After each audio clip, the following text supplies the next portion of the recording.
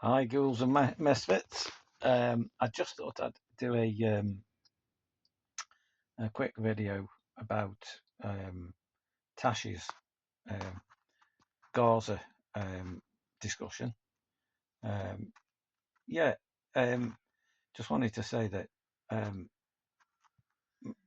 for anyone that's like not been following what goes on in the Middle East, um, it can seem a daunting subject, and um, not to say that Tash has got anything really wrong. It's just that our mainstream media will present things that are generally pro-Israel, uh, and I'll get into that a little bit later. But um, unfortunately, when the Western media wants to demonise or portray a certain group of people or a certain entity as a terrorist or whatever, you can probably surmise by that is they do that so as they can get away with literally murder. Um, Hamas at the moment are actually they've got a lawsuit going through, so the prescription of terrorism for that group can be what's the word can be fixed so as it doesn't so that they would never be known as a terrorist group in the future because they are a representative body and a resistance group of the Palestinian people at large. It's only Western governments that don't want them to have their land back that will keep prescribing them as a terrorist organisation. So I'll just get that one under the bridge first. Um, right, as I said, it's not so complicated. It basically started in it's a, it basically started it way before 1948. But let's use 1948 as the Nakba, as the actual um, creation of the state of Israel. There was lots of stuff going on with real terrorist Israeli groups, armed groups, way before 1948. Um, with because it was called the British Mandate, and Britain actually run the protectorate of Palestine. And basically, when the Jewish armed gangs and terrorists, the Irgun gang and actually David Ben Gurion himself, they were involved in a terrible bombing instance, which was in the St David's Hotel. I think it killed about 114. Um, I think half of them were like British civil servants or subjects and soldiers and stuff. I'm not sure about the St David's Hotel, so don't quote me on actual figures, but I do know that no one in the Israeli government at that time or the makeup of the early government were held accountable for that atrocity. That was an Israeli bomb killing British people in Palestine. So um, if we go back to way before this, if we go right the way back, say to 1917, 18, during the war, it was Lord Balfour that made an agreement with high up Zionist group, uh, Zionist elites like Theodore Herzl. What Balfour actually gave them was almost a carte blanche of taking the land, but it couldn't be given at that time. It took really the nasty Holocaust of the Nazis' extermination of the Jews in Central Europe to, shall we say, unlock the key to mass immigration to Palestine, which was, like I say, was a British mandate protectorate then, and the British actually handed it over because they couldn't. Um, Not only was Britain poor then, but we didn't see any real goals in staying out in Palestine. But we probably still had interest in oil. I mean, that's never gone away. But and that brings me nicely to the fact that it is fundamentally about land, and it's fundamentally about the resources.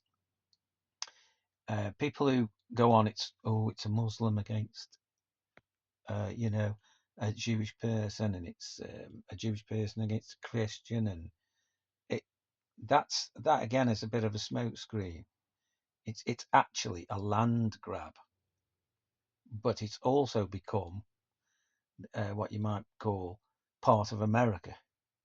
So it's a foothold and a military base in the Middle East for America under the guise of it being an Israeli country. Yeah. I hope you're listening, Tash. It's not so difficult. It's not so difficult. It's colonization. It's apartheid. It's the displacement of thousands and thousands of indigenous people by force or by guns or by massacres or by any means they can, systematically and relentlessly since 1948. This present ongoing genocide is just the fulfillment of the actual cause in which they didn't finish in 1948. This is the Israelis' chance to finish it, which just means to ethnically cleanse all of Palestine, the West Bank, and East Jerusalem for their own benefit. It's a land grab. It was always a land grab. It's colonialism on steroids. That's exactly what it is. Um, there's a great book called I think I know the name of the book, but I'm struggling with the author. I think it's called The 100-Year War on Palestine, and I think his first name's Kahil something, but I've forgotten his actual surname. So maybe you could look that one up. It's the 100-Year War on Palestine. It's a tough read in places, but it's thorough.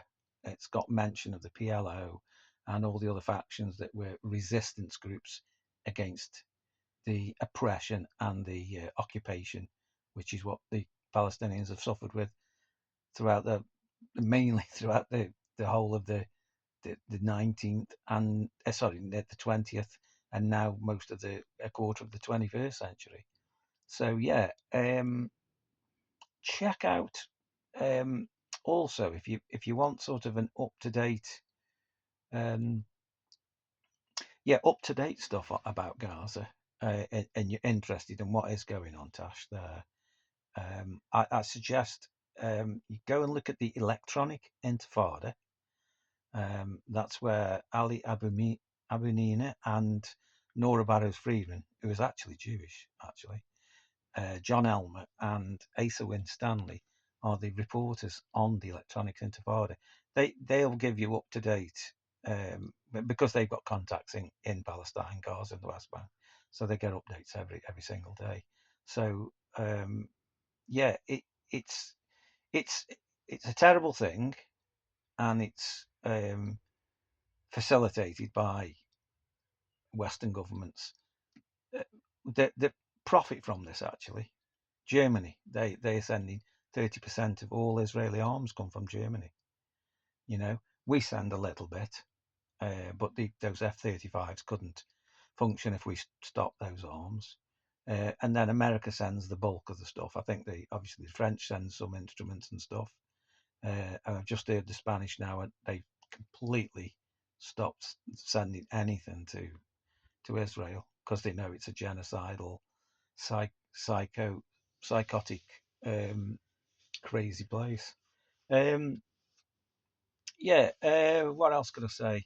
Um, if you did want to do more, I think you did mention something about what can you do. I mean, what do you do when these things are so far away? If you do go on marches, and you generally, when I've gone on a march, I actually do feel better inside because in the week I get all a bit pent up. I see all the images of blown up children and burnt tents and people with amputations. So all week that's winding me up. But come Saturday, um, which I'll be in Manchester tomorrow again, on the march, when you're chanting your songs and you're going around with your flag and everything, and it's very cathartic. And I couldn't, I don't think I could do a week with, I couldn't do a fortnight without going on a march. It's almost like um, it's a got to, it's 100%. It's got to be done.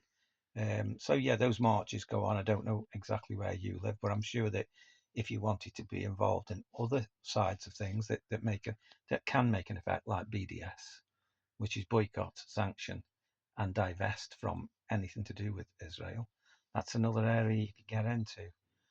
You could tell people in and around that your family, to look into these things, and they can boycott and stop buying Israeli goods and things. you know, Stop going to McDonald's, stop going to Starbucks and places like that. Look into this, and there are things you can do, even though we are a long way away. Um, yeah. So that's me, sort of brief outline of things all Palestinian. Um, and be nice to see what your answer is to that, Tash. Yeah. So have a good day, and I'll speak to you again soon. Bye, people.